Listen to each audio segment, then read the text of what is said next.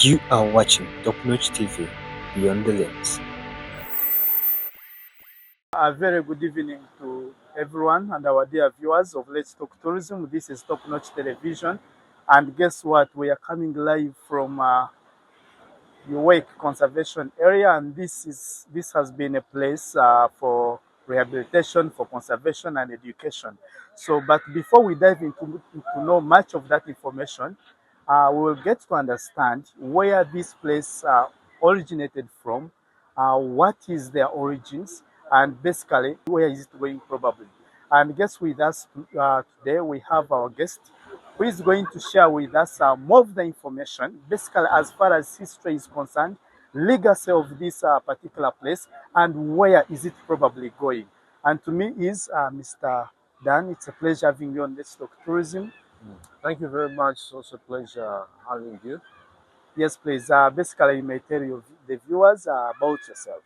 Yes, good evening, viewers. My name is Mirembe Dan.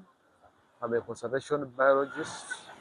I work with the Uganda Wildlife Education Center Conservation Area, a staff of UWA, and I head the private section, but I am also a research. I've done a number of research pertaining conservation, and I've done peer-reviewed publications. Okay. And I also happen to be a lecturer at Uganda University in the Department of Natural Resources. So it's a pleasure being here to discuss matters pertaining to wildlife.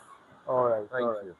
Okay, so basically, tell us about the legacy of, or maybe I may say the origins of UWEC, and after that, basically also tell us about the conservation work and where this particular place is going. Yes, this institution has a very broad history. In the first place, it started in 1952, and it was put in place by our colonial masters. And the reason why it was put in place, it was for rehabilitation and release facility for wildlife. So I think by then, there are a number of wildlife species that were being rescued across the country. Okay. And so our colonial masters found it ideal to establish a facility where these animals would be rehabilitated, and then after being rehabilitated, released back into the wild. That was the purpose. So as time went on, they realized that there were some animals which could not survive in the wild. And so the concept of the zoo factored in, and that was in 1960, Okay. 8 years after the institution was being operationalized. So they had animals which had fractured limbs, and then also had others were young, so had gotten used to humans, then they get used to other animals. So which means that they could not fend for themselves in the wild. And so you releasing them back into the wild, that would put their life at jeopardy. So the zoo officially was opened up in 1960.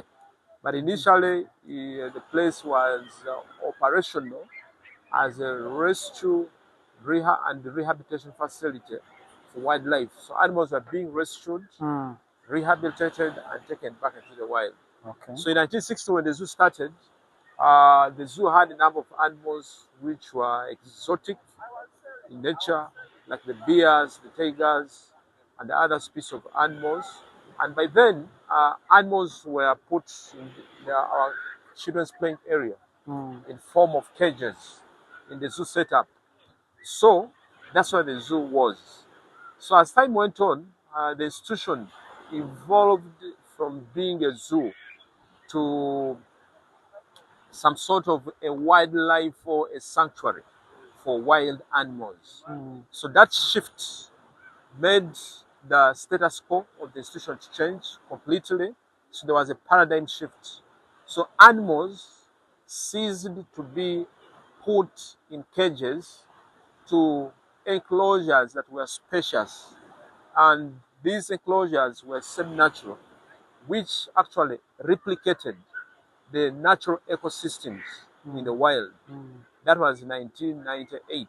Okay. So when that was effected, a number of animals were also brought on board, and also um, after that time, the institution under different legal legislative arrangements, the institution kept on attracting global attention, and the institution also joined other international affiliations like PAZA, the Okay. Pan African Association of Zoos and Aquarium, as well as WAZA, the World Association of Zoos and Aquarium, and the institution was accredited, and so the zoo. Okay, now because by then after 1998, the name changed from Entebbe Zoo to Wildlife Education Center, which is Uganda Wildlife Education Center. Yes.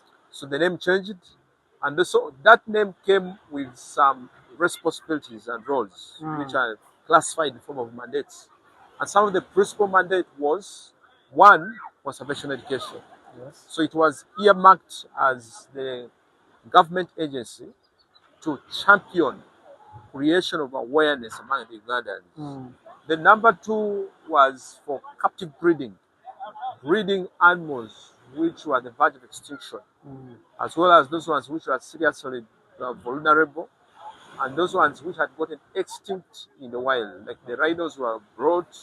Actually, the first rhinos, after the ones that we had got extinct, the first bunch were brought at UWEC, and the other purpose, of course, the original purpose was for rescue, rehabilitation, and the release. So those were the core mandates that the institution had at first. No, the other one was to create recreation and entertainment, so people could come at the beach and have fun, have some weddings, celebrations, just for picnic.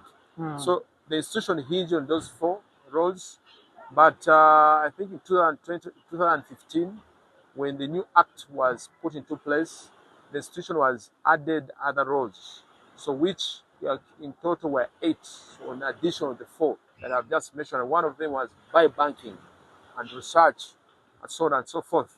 So now this institution has turned out as one of the critical biodiversity hotspots, because when you are here, actually all the national parks in Uganda are represented. So this one acts as a window. When you come here, for instance, uh, when you come from abroad, being close to the airport, which is also another strategic reason. You come from the airport, so you can come here and actually decide on which national park you should go to, having had experience Here. from here. Okay. So you can decide on which national park you should visit from here. So this one acts as a window for our national parks, because we are close to the national gate, the international gate, because we're having the international airport close with us. So now, then another thing that is very interesting, the institution brought on board some other programs for human-animal interaction programs, which are specialized in nature and very exclusive. And one of the such programs is having experience with the chimpanzees, our closest relatives, and then also having a close up and up close with the big five, all the big five that we have in our national park. So such program, one of them is known as the behind the scenes, Yes, where you yes. get very close to the animals and you pay some little money, and so there are different rates for the foreigners and then also for the nationals. So the nationals, I mean the East Africans. So East Africans, 50,000 Ugandan shillings. Okay. So you have an interaction with you get an up close to the lion, the leopard, touching of the rhino, feeding of the chimpanzees, feeding of the giraffe, the Rothschild giraffe, and then also getting an up close with the shoebill stork, one of the world's critically endangered birds. So then the other experience that is specialized in nature is the chimpanzee experience. where you get an experience with the chimpanzees. You interact with them one on one. But that one has some prerequisites, and one of them is that you must have vaccinations. You must do some necessary booking so that we prepare for you in time. And then also the other one is the Keepers for the Day program, where an individual you can come and spend a day here and do exactly the core activities that the animal caretakers do.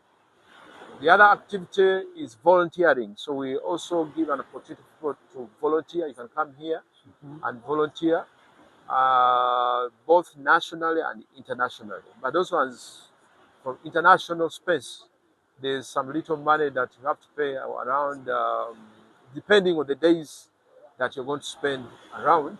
Okay. So that's what dictates the price.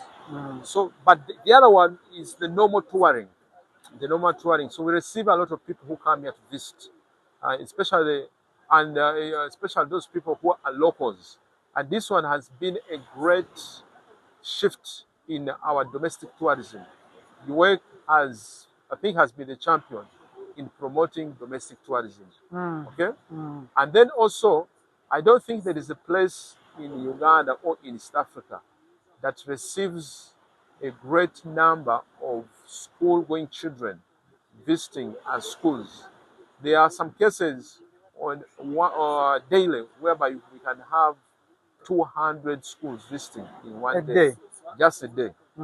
So this place alone, before we became poor, we used to receive many schools, many school-going children, and the numbers increasing. We are almost hitting 1 million. But I think since now we've been merged, we are going to do greater things. There are a lot of things that are coming up. So this institution has played a very critical role in conservation, especially in creation of awareness, and then also in the rescue and rehabilitation of wildlife. For the last 5 years, we have rescued over 400 animals, and a good number of them have been taken back into the wild. So that is a great milestone. So the future for this institution is very bright. Since we are now Uganda Wildlife Authority, there are a number of satellite centers that are coming on board, and one of them is in Mbale Satellite Center, a zoo, which has been opened. I think next month it will be operational. So, sorry to cut you short.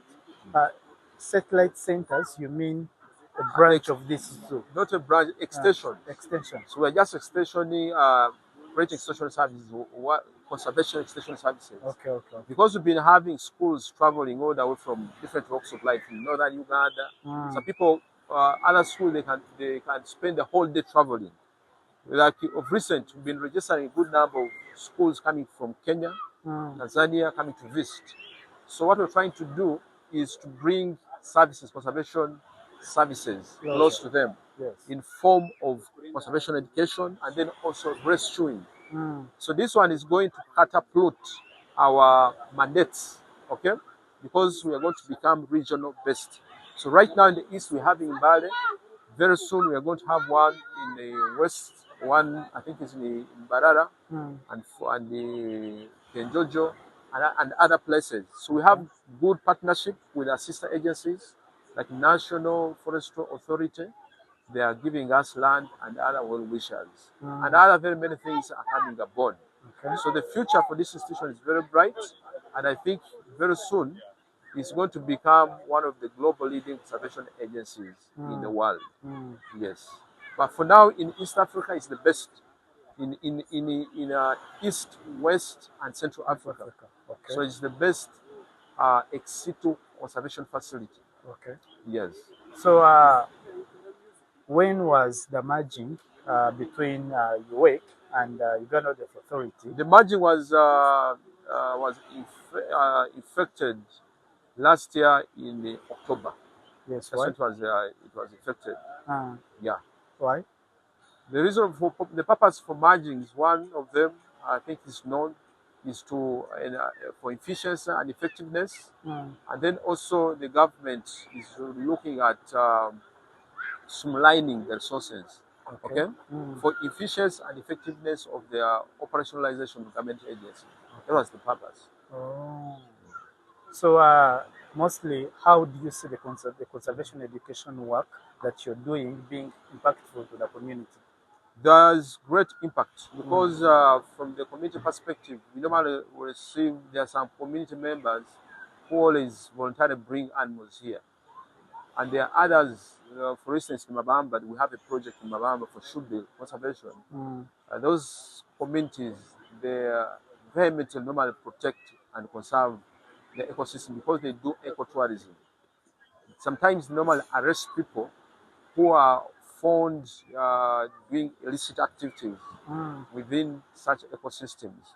So we have a great impact with the community, and this is evident because of the number of the rescue cases we normally receive. And people always call us in case there are animals which seem to be like problem animals or vermins, like the vermin monkeys. Yes. Okay. Yeah. Thank you. It's a pleasure having you. Thank you too. And thank you for sharing with us. Thank you. The legacy was nice. Yes. And we hope to go for a tour now.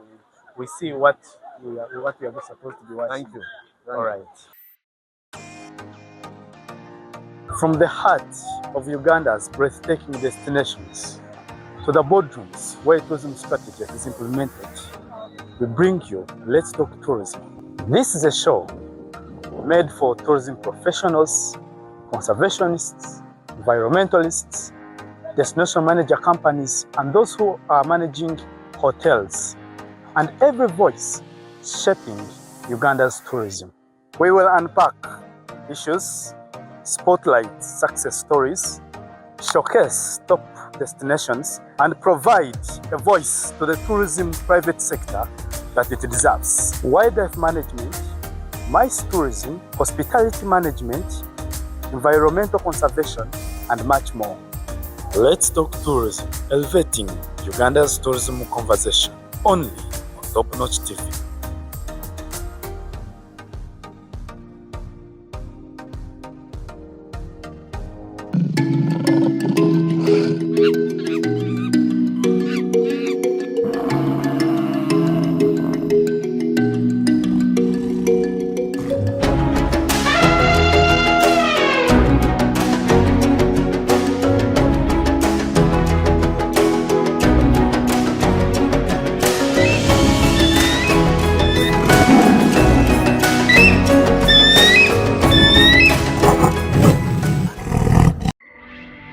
You are watching Top Notch TV, Beyond the Lens.